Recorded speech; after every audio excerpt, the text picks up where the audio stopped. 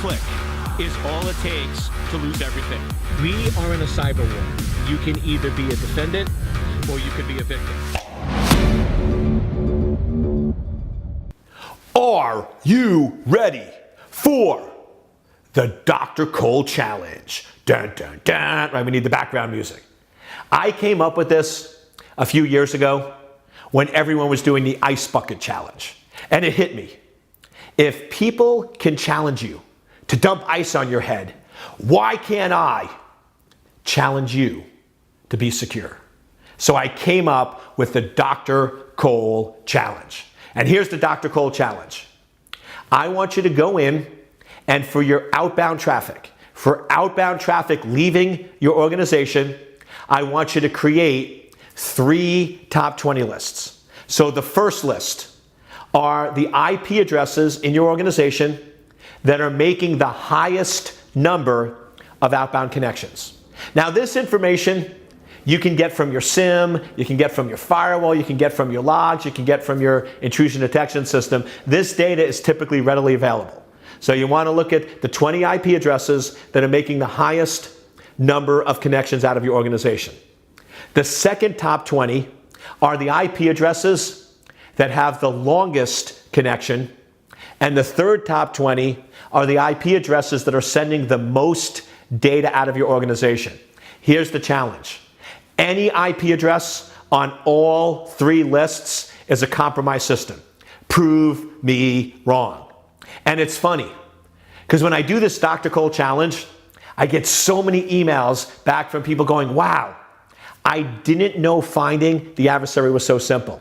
Or, Eric, we found 4 systems that were compromised for over 20 months, that all of our other technology was completely missing, and the Dr. Cole Challenge found it.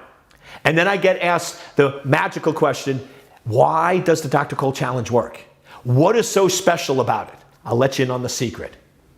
And there's 2. The first secret, I've studied breaches for over 5 years. And the question I've been obsessed with is, what is the difference in behavior from a normal user and a compromised system? Clearly there has to be a difference. If you're telling me that a compromised system behaves the exact same way as a normal user, that means all normal users are attackers and all attackers are normal users. And I did not buy into that premise. I said there has to be a difference. And after studying tons and tons and tons of information for 5 years, I give you the secret. And the secret is this.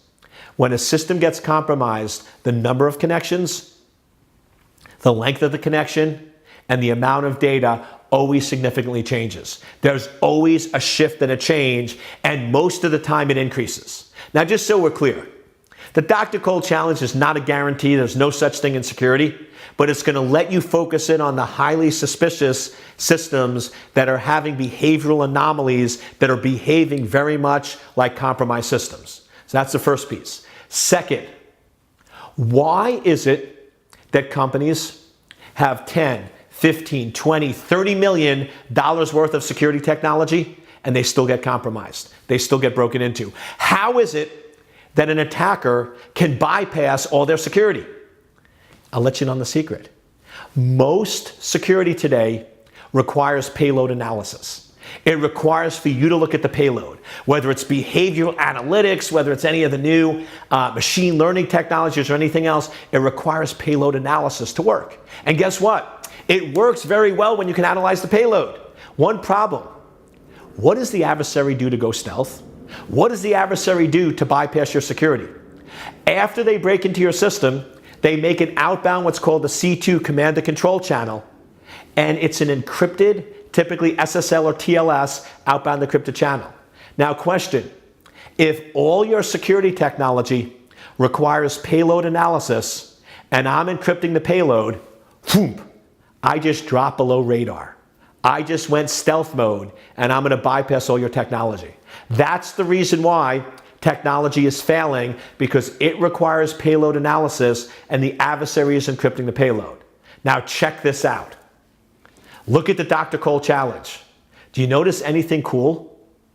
Number of connection, length of connection, and amount of data. Encryption doesn't matter. You can encrypt all day and all night long, and the number of connections, the length of connections, and the amount of data is still accurate and still valid. So now I've created a solution that even when the enemy goes stealth, even when the enemy tries to encrypt their traffic, we can still detect and we can still win. So I'll give you one of the secrets that I give my customers. Any technology you're purchasing today, any technology you're buying should be able to answer one simple question. Can it work with encrypted traffic? And if the answer is no, in my opinion, don't buy it. You have way too many technologies that are very effective against unencrypted traffic. But if the adversary is using encryption to bypass our security, you must buy technology today that works with encrypted traffic and stay one step ahead of the adversary.